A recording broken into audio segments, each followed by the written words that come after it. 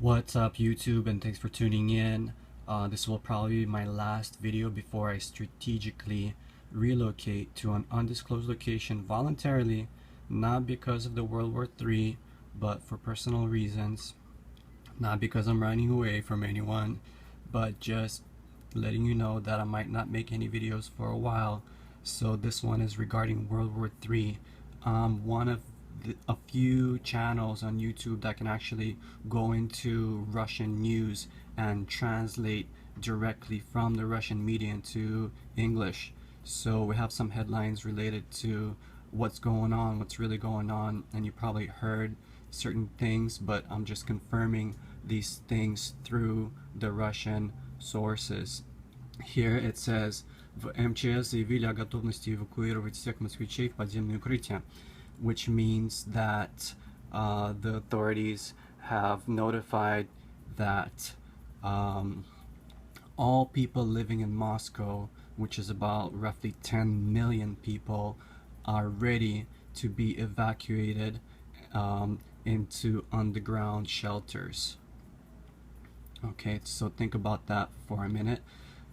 Here it says that the underground shelters for the people living in Moscow are ready 100%. Let's check out the next article. The source of these is, by the way, is ntv.ru, which is one of the main Russian news channels and just main TV channels. It's been out there for many years. And I'm actually going to go back to the previous article real quick just to show you, because I'm into symbolism and numerology. It does have a 666 in the article thread here. Okay, so this one says that the bomb shelters of Moscow will be tested through drills related to civilian defense. And you probably heard about the 40 million people, 40 million Russians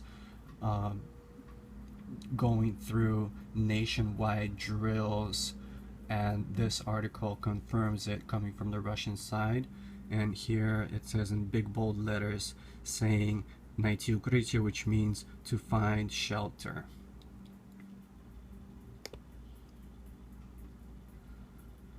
And this is the related video for the nationwide evacuation drills. And it says here, "Be ready," in big bold letters, "Be ready," with an exclamation mark.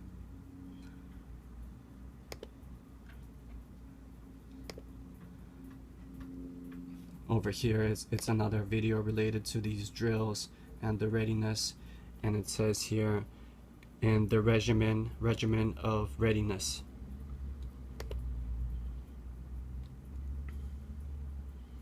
Here it says that the all nationwide, all-encompassing drills related to civil defense have started. And there's been a lot of news relating to World War III tensions between Russia and America over Syria. So many news that it's crazy. There's things relating to cyber attacks. CIA just recently announced that it will likely consider a cyber attack against Russia. That's huge because most things are run by computers now, so if you can disable certain computer sectors, you have a big advantage. And as well as you know, America's been accusing Russia of tapping into the elections and stuff like that.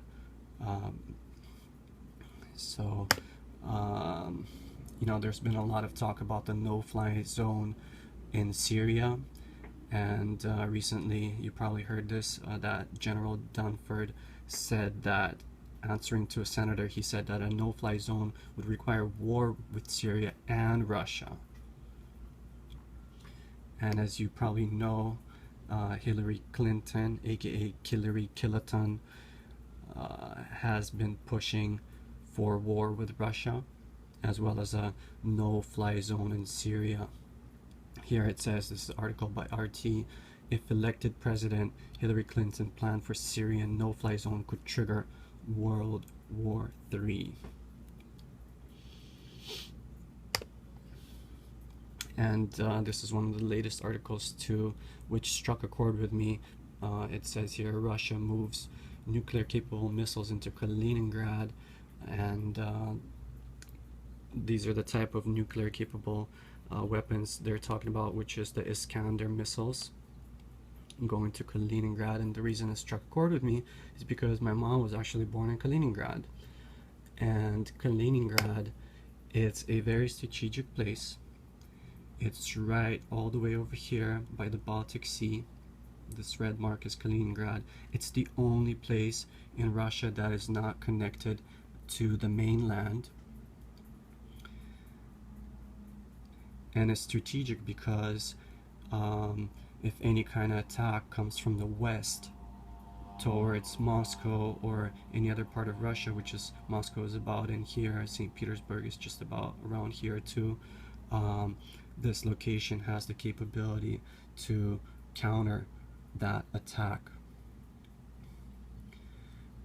And some about Kaliningrad, a little history. It used to be part of Germany before World War II was over. It was a German town, and after World War II, the Russians conquered it, and it became Russian territory. It used to be called Königsberg, and then it was renamed to Kaliningrad, which means the city of Kalinin. Kalinin was one of the Soviet dictators during the Soviet era. And the stories my mom would tell me is that, back then, when she used to go to school in the 70s, all students in public schools were required to assemble, disassemble AK-47s as part of regular school curriculum. She was the fastest one in this area in her whole school. She couldn't shoot really well, but she could disassemble, reassemble the AK-47 rifles, Kalashnikov. And it's ironic that, also the students were trained how to shoot from the AK-47s, and it's ironic because there was no school-related shootings. Nobody was coming into school and shooting anyone. They were just shooting targets, even though that they had these very powerful automatic rifles. But in America, you have the opposite. You have strict gun control, and when guns do get into schools, you have a lot of people dying from the guns, unfortunately. And this just shows that it's a culture of violence, psychotropic, mind-altering drugs, aka medications, pharmaceuticals, as well as mind control, brainwashing. And what else? So here, we gotta learn from history. And if you go back to World War I, Russia didn't start that. World War II, Russia didn't start that. And but anyways, these are the deaths from the recent World War.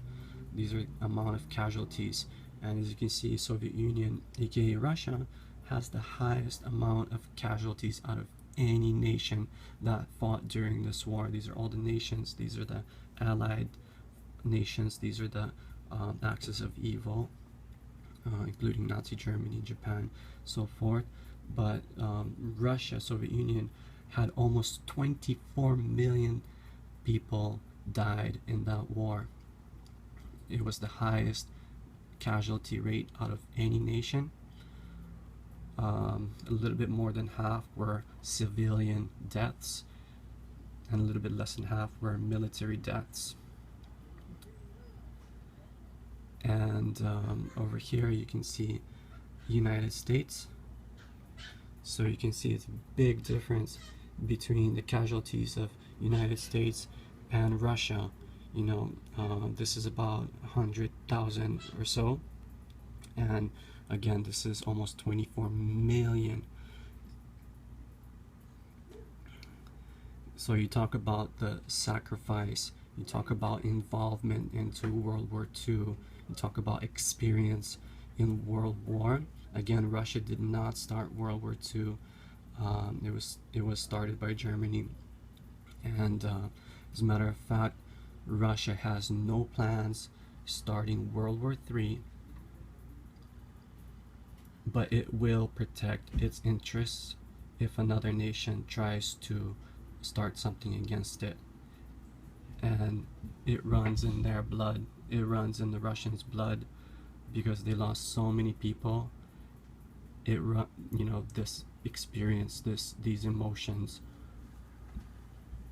of World War fighting runs in the Russians' blood, and it's just not a good idea to start any kind of war, especially with Russia and United States. I hope there will be a peaceful resolution to this.